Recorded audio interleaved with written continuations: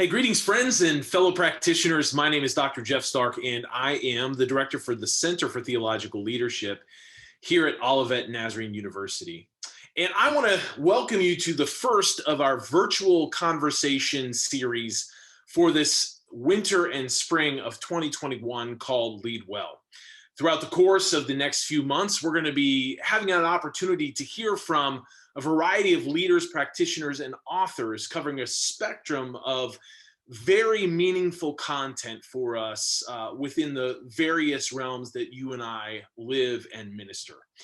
The first of which in these conversations is my friend and pastor, Jon Ferguson. Jon Ferguson is the co-founding pastor of Community Christian Church that was originally sort of started out of Naperville, but now has spread out across the Chicagoland areas. They're a multi-campus, growing church that has had significant impact in a number of different ways.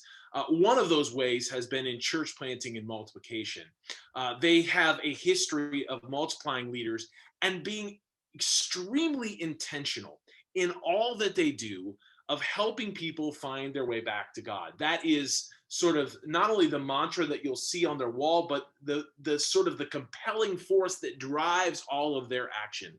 And we are blessed to have with us today Jon Ferguson, who is going to spend some time talking to us about the new release from Jon and his brother Dave, who is the other part of that co-founding pastor team. They just released a brand new book called Bless, and it's this book right here. You can get it on all of your major outlets for books, Barnes and Noble. You can get it through Amazon. And it's 5 everyday ways to love your neighbor and change the world.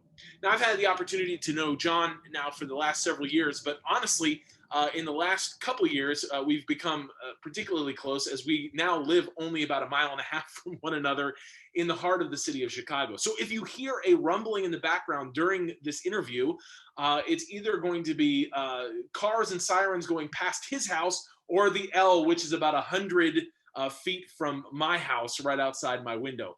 So we live and operate and minister in the city of Chicago, sort of run across each other's paths quite a bit, and I am thankful for that.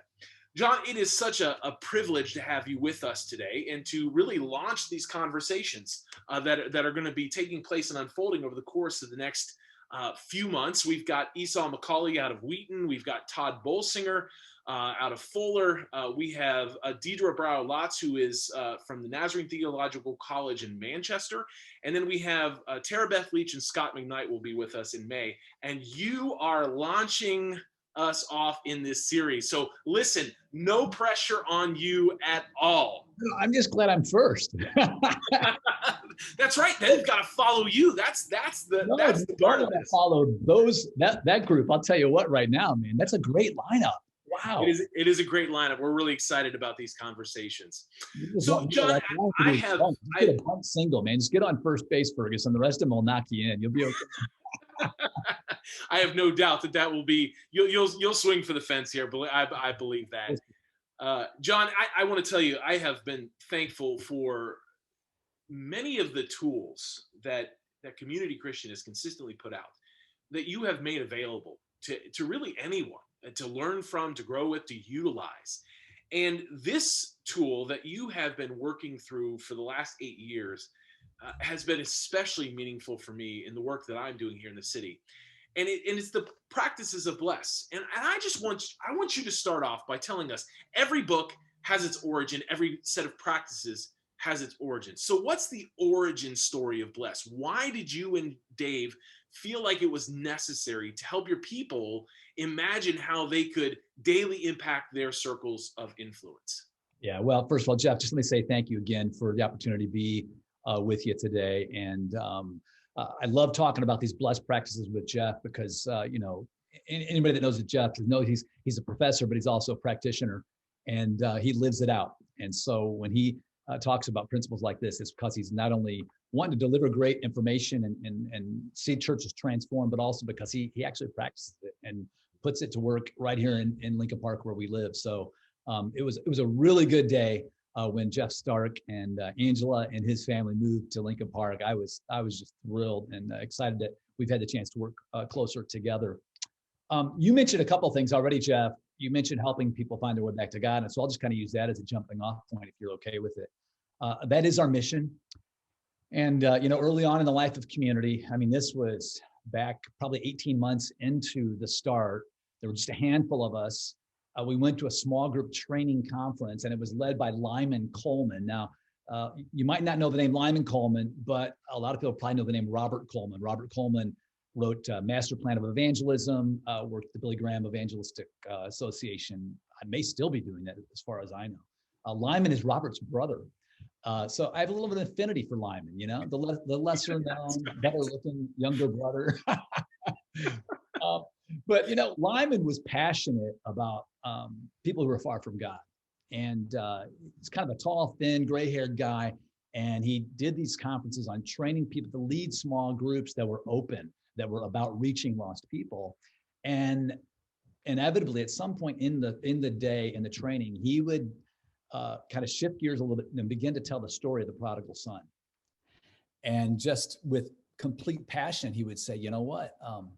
Truth is, we're all prodigals, and we're all surrounded by prodigals in our neighborhoods, in our communities every single day.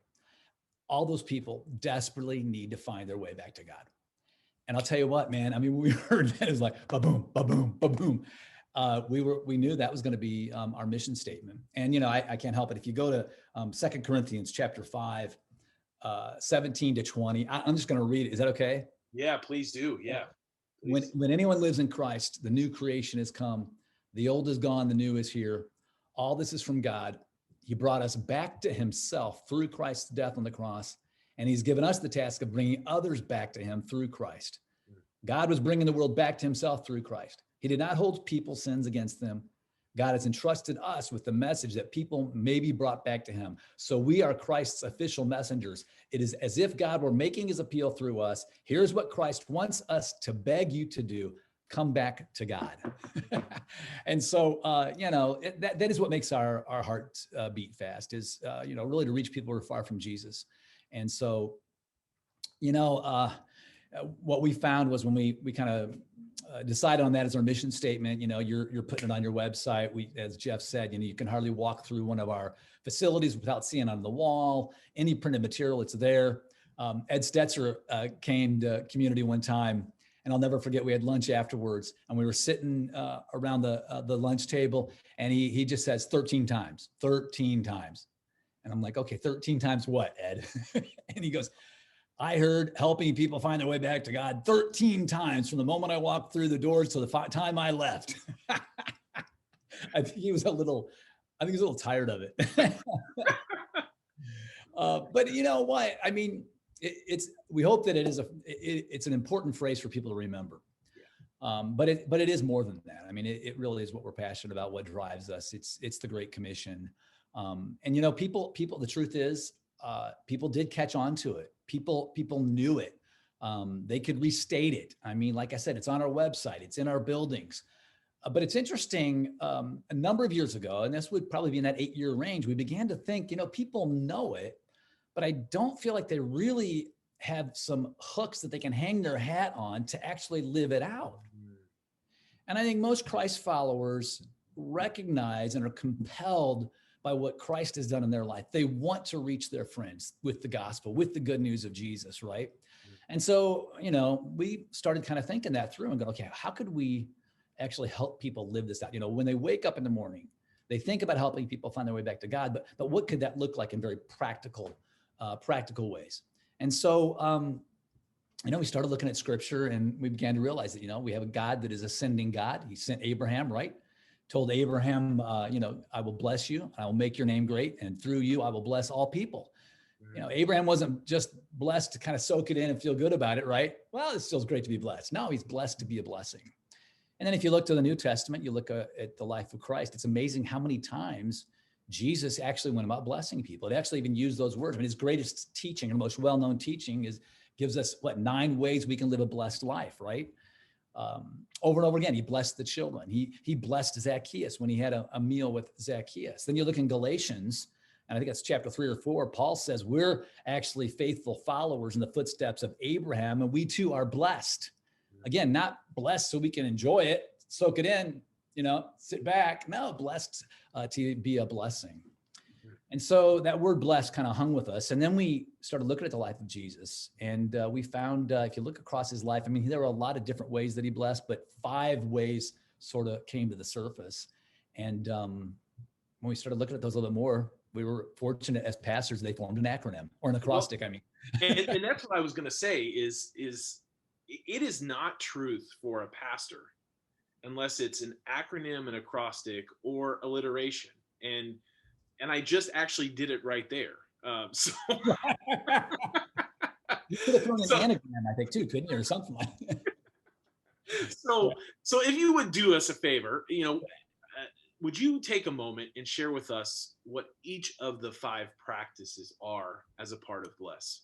Oh, sure. Yeah. And I think the beauty of it is that, this acrostic actually does spell the word bless. And so it takes us back to that biblical principle that, we see God speaking to Abraham, we see Jesus living it out, and then we see Paul saying, you know what, hey, yep, we're to be about that as well. So grounded in the Old Testament, lived out by Jesus, and then, visible in the early church. So yeah, I can briefly, I'll kind of walk through, and if any questions pop up, don't hesitate to cut me off and ask, but I'll try to be brief and we can dig into them a little bit deeper if you need to after that. But yeah, it's B is for begin with prayer, Jeff. And I know that's a bit of a stretch there, okay, to make the acrostic work, but it does get better. And, when Jesus started his earthly mission, Luke tells us they went out on a mountainside and he prayed, right? And I think over and over again, we see Jesus retreating to pray. And so we tell people, if you're not sure who God is calling you to bless, you can begin with prayer. Prayer is really both how you discover your mission, but it's also how you live it out. And, if you already know the people you want to bless, begin praying for those people, right? Mm-hmm. And if you're not sure how to pray for them, I always tell people, pray for them in the way you would want to be prayed for. Mm-hmm. It's almost like the golden rule, I guess, of prayer, pray for others as you would want them to pray for you. So the B is for begin with prayer. And let me say about that B too, I think sometimes we minimize that, right? Minimize it. And it's just pray. No, praying is actually being on mission. That counts. Okay. Yes. The B is for begin with prayer. The L is for listen.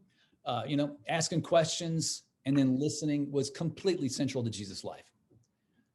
He asked way more questions than he ever answered. As a matter of fact, I don't know if this number is completely accurate, but from what I understand, of the 183 different questions he was asked, he only answered a handful. And most of the time he just responded with more questions. Jon, I think that chapter for me leapt out at me. One, I've seen you do this in every conversation I've ever had with you. You are insatiably curious about people. And that's one of the elements that I think sticks out. One of our adjunct professors at Olivet University, when he did his doctoral program, he did it on curiosity. And he talks about how the church needs to learn to be curious. And so talk to us a little bit about how your curiosity fuels your engagement with the people around you. Yeah, I mean, I'm an extrovert, and I think the pandemic has led me to realize just how much of an extrovert I am. In the past, maybe I was leaning a little more introvert, but no, I need to be around people. And so, I do have a natural sort of interest in people. And so I think that kind of fuels that. But I think for all of us, I love this quote from David Augsburger. I can't remember the name of the book, but he says, being heard is as close to being loved that for the average person, they're almost indistinguishable. Oh, I love that. And it's so true. I mean, and you think about the people in your life, Jeff, that dial in. I mean, it feels like you're the only person in the room. There are few better ways to communicate love than to truly listen to somebody. And now I need to do that as well with my wife as I do with and my kids as I do with other people, right? But I think, we underestimate the power of listening. And I am naturally curious. Maybe it comes a little easier for me than it does for other people. But I think it's a powerful way for us to bless people. One of the things you've mentioned to me numerous times that I think has stuck with me is that this listening that you're calling us to do, this genuine curiosity, this is not a manipulative tactic. Like, this isn't, I'm listening to you so that I can get you to do something. This is, I'm listening to you because I value you as a human being. And I think that informs a certain kind of posture of being with people. And I really appreciate that as it's come through in this text and as I've witnessed it in your life as well. Well, I appreciate you saying that, because I think all of us, it can't, in some ways, who was it? 7 Habits, begin with the end in mind. When it comes to bless, you really can't begin with the end in mind, because you don't know where the end is going to be, right? And I think, we're just called to love and bless people. Yeah. And, it may be your beginning with prayer, listening, eating, we'll get into them later, serving. Jeff, eventually it leads to the opportunity where I have to tell somebody the story of the difference that Jesus has made in my life. And I get to see them kind of, cross that line, or however you want to put it, where they choose to follow Jesus. But it was all that you did, all the blessing that you did on the front end that actually resulted in that. We got to let God take care of that. We just do the best we can to bless them and love them. And you're right. It can't be, we can't be doing it in hopes of a certain or particular result. We're praying for that, but we just don't know how God's going to operate. I want to thank you right there on behalf of everybody listening who is waiting for us to name the other 3 letters, because we got through the first 2. And there was someone listening to this right now who's like, wait a minute, are they going to get to the E and to the other 2 S's? So when you named those, there was a relief that rippled through this video. And so I really appreciate you doing that for those folks. So we've talked about beginning with prayer and listening. Now let's move to my favorite of the 5, which is eating. Absolutely. Yes. And eating is my favorite too. And you know what? I think it might've been one of Jesus's favorites also, because he liked to eat. I mean, over and over, right? We find him sharing meals with tax collectors, sinners. He was accused of hanging out with drunkards, right? But I think we'd all agree there's just something about sharing a meal together that moves any relationship from acquaintance to friendship faster than almost anything else we can do. I think we've all probably experienced that at a time or another, where, you kind of knew somebody, and then, they invite you to go to a meal, or you invite them, or maybe they come over, whatever the case might be. And you have that meal, and all of a sudden you're like, oh, wow. I mean, we're like friends now, right? And so I think that's the power of eating. I mean, so many examples of Jesus,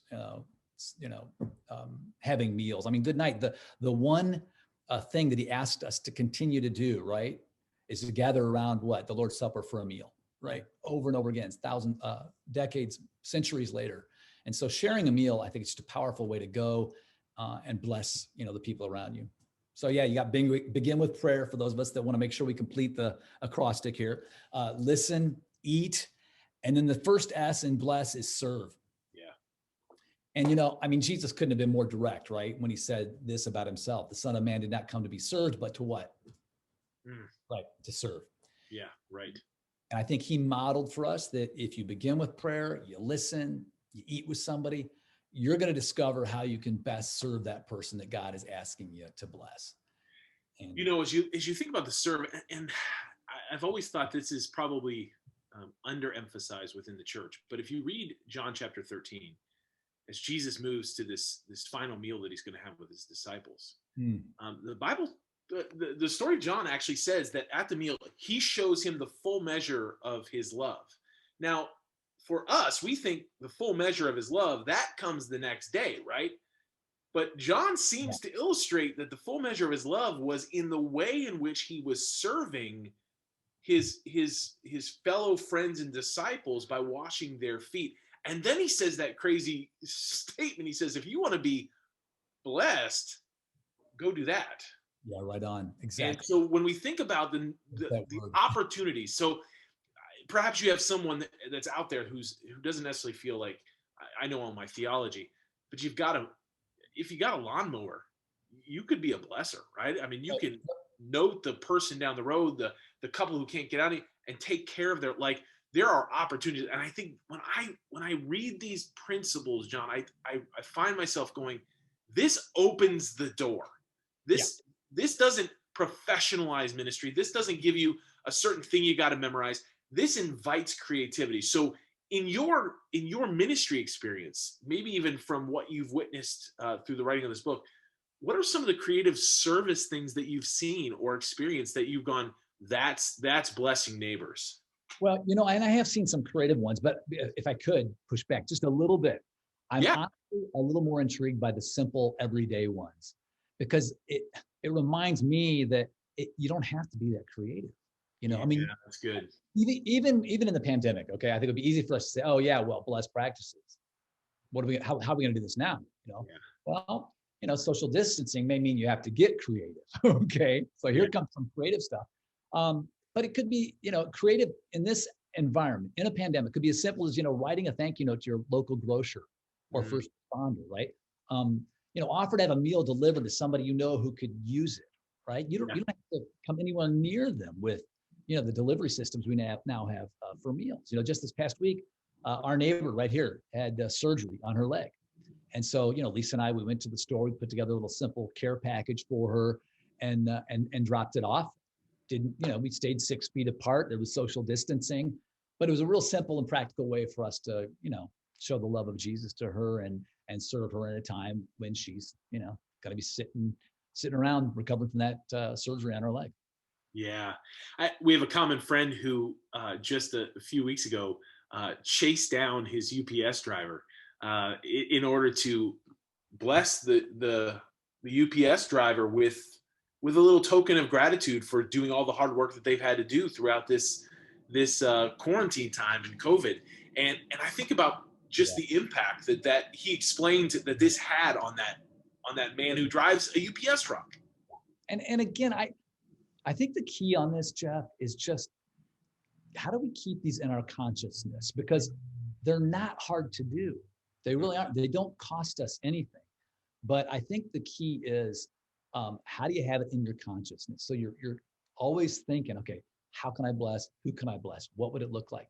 I mean, sometimes it's a simple. When I go to Big Apple, the local grocer here, over on Clark, and you know, blessing the folks in there is, to me, it's just being a little extra friendly, even when I don't feel like it or I'm tired or I'm in a hurry.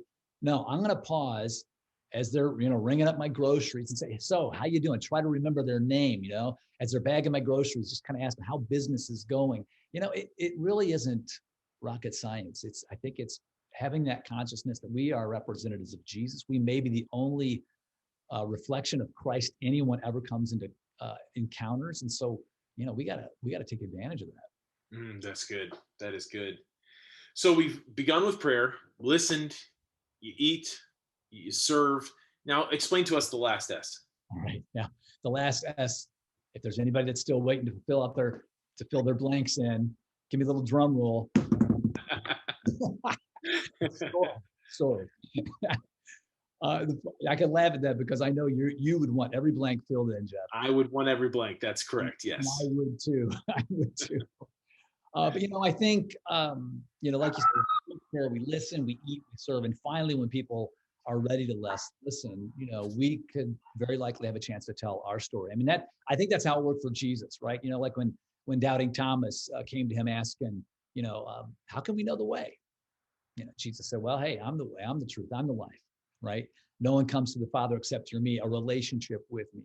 And so, when you befriend and bless people, I think they're going to begin to feel relationally safe, and they're going to want to know your story. And then you can tell them how the love of Jesus, his life, his death and resurrection has changed your life. And yeah, story is last on purpose. Again, I mean, the story of Jesus, the gospel needs to be proclaimed without a doubt. Okay.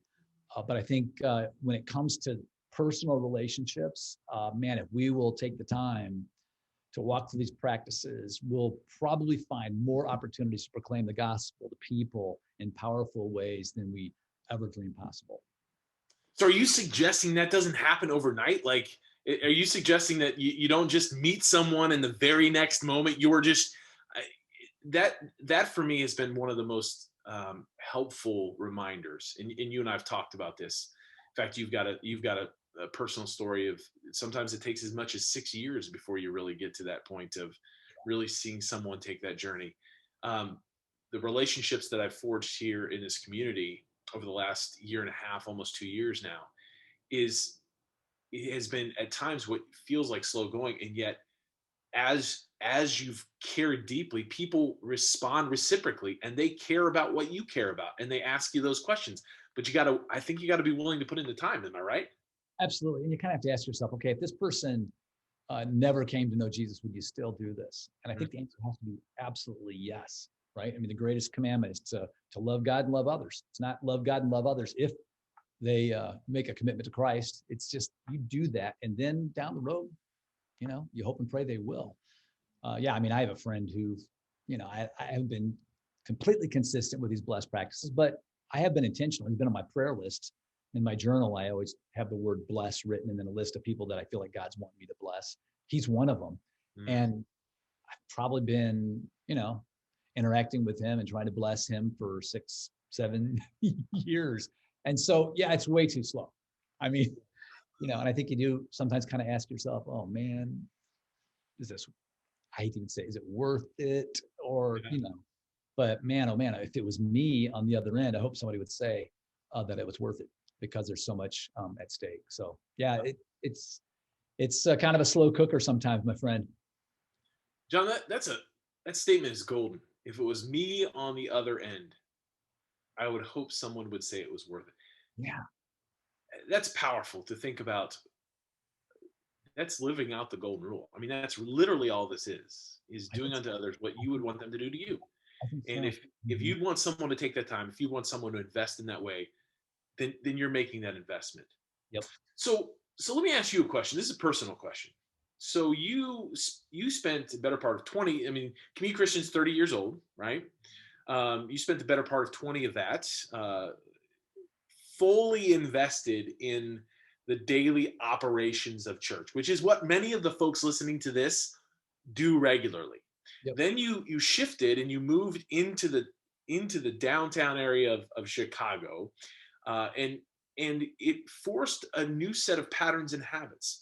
Talk to us about how Bless has informed this new space and new set of patterns for you as a pastor who's been pastoring for 30 years. Yeah, great question. I think the move to the city, I was like 10 years ago, so 20 years into our ministry at Community.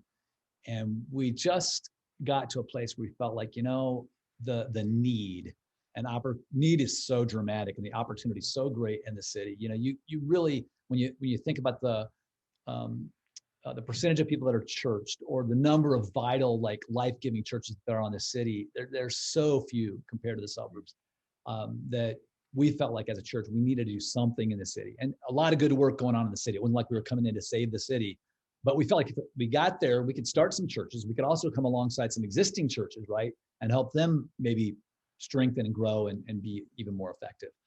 But on a personal level, I think we all know, I mean, the US is drifting more and more towards a pre-Christian sort of environment, right? But I think it's more dominant in the city. I really do. I mean, for the most part, and this has been challenging and difficult, church is irrelevant or an afterthought, I think, at best in the city. And so, as a new church, no facility, I think, church is even less of a consideration. And now throw COVID into the mix, right? And it's even further convinced me that, quite honestly, these blessed practices really are what are going to make the difference in us equipping every believer to now be the front door that maybe, having that physical presence, or, I mean, in Community's situation, we haven't had in-person services now since last March.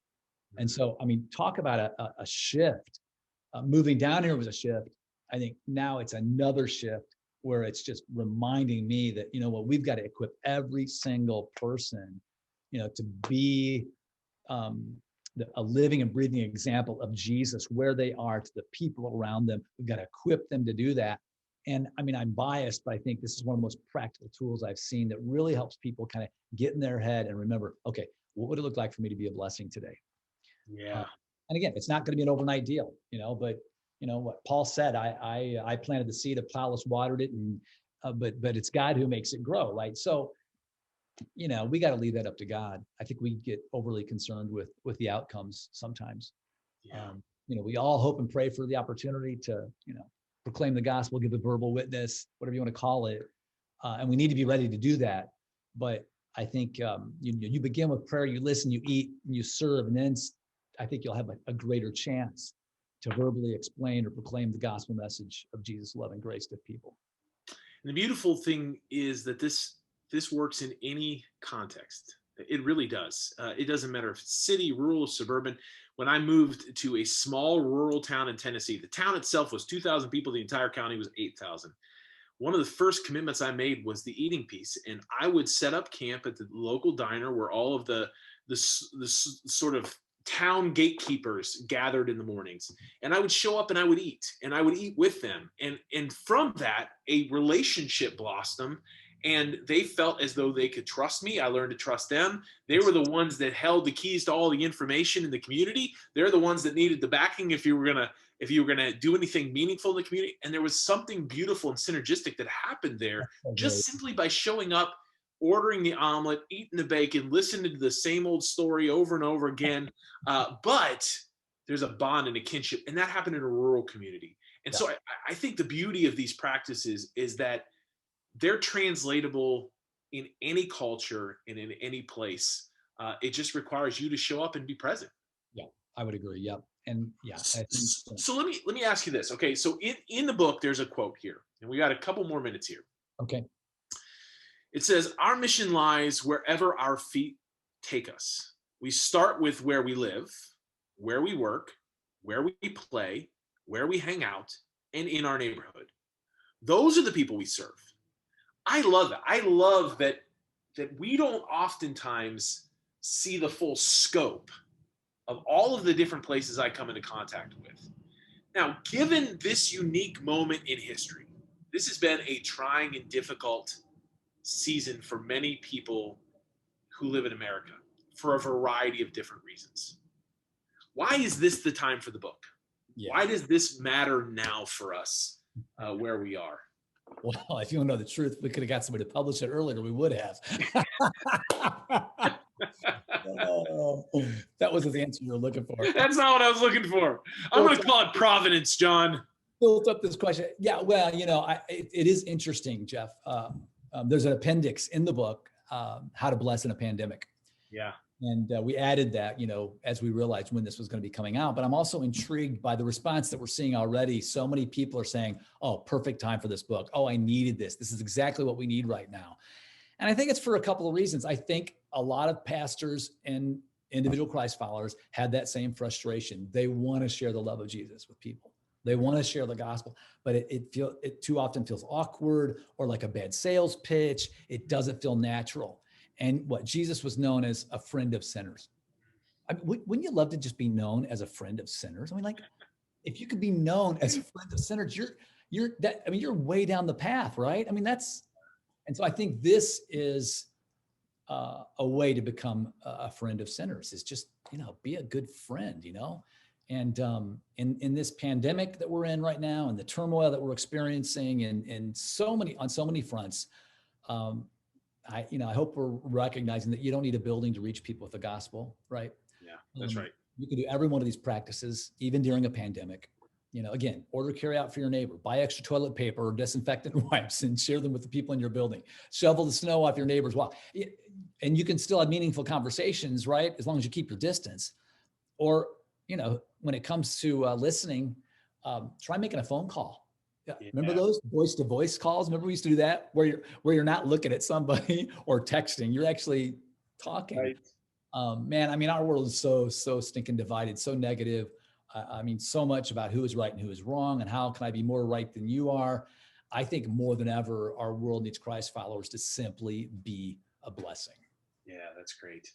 Well, one last question for you, John, and this one is a practical question. Okay.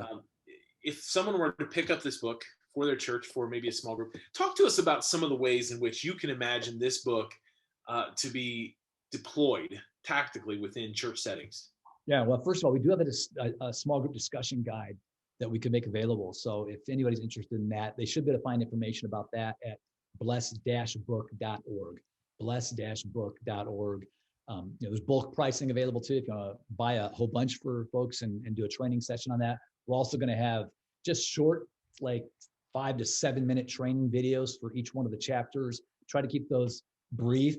They kind of, stimulate your thinking a little bit more. But those are some real practical ways. I think the best way to live this out is to find at least 1 or 2 people. In the book, you'll find there's a sort of a blessed pledge where you agree with 2 other people. You actually sign your name that we're going to be about these blessed practices. And so you're in that little triad, kind of holding each other accountable. And then also become a part of a small group where when you show up at that group, you're actually asking each other every week, who are you blessing? What did it look like? And guess what? Don't forget, begin with prayer. Prayer counts. So it's not like you're going to show up and feel guilty for not doing what you should have done. Good night. You could remember you're going to be asked that question on the way to small group and say a prayer, and you've done your homework. Right. Not you or I would ever do that. No, never. No, no, never. But yeah, especially those of us that are achievers who know we have to get our quota in for the day. Yeah. But those are some practical ways that I think you can really use this material. And we do have actually have an entire Bless series that we've done on Sunday mornings, messages, images, message manuscripts. If people would like access, they get access to that also at bless-book.org. So we want to do whatever we can. And feel free to send me a note if I can be of help. Jon Ferguson at communitychristian.org. And we'll do whatever we can to equip you and help you do the best you can to help people practice these ways of loving people and changing the world. Jon, it's always such a gift to spend time and have conversations with you. You have helped us today. And I want to remind all of us that you can pick up this book, Bless, 5 Everyday Ways to Love Your Neighbor and Change the World. And I can't encourage people enough to pick this up. And I hope you don't just pick this up for yourself. I hope you put this in the hands of someone that is in your ministry, small group leaders, your Sunday school teachers. Buy this and start to spread this, because our world desperately needs Christians to take up the call to action. And that action looks like blessing. And it's easy to do. It's easy, practical steps. And it's a difference maker in so many lives. We don't have to stand on great platforms all the time. We just simply have to bend our hearts and our knees to love and come alongside and serve others. And I think that is something that we can all do. So I want to thank you again, Jon. Thank you for being a part of this conversation. And again, if you need any information, that's bless-book.org. You can get that information there. I do want to remind you, so every month over the course of the next 5, we will be having these kind of conversations. Some of them will actually be live, where you'll be able to be a participant in the conversation and ask questions live. We'll be getting more information out. Next month, I do want to remind you, it is going to be Dr. Esau McCaulley, and he wrote this phenomenal book, Reading While Black, and the subtitle is African American Biblical Interpretation as an Exercise, and I love this, as an exercise in hope. And so we'll be having that conversation in February. Looking forward to. He is a professor at Wheaton, and that's also going to be a great conversation for you to be a part of.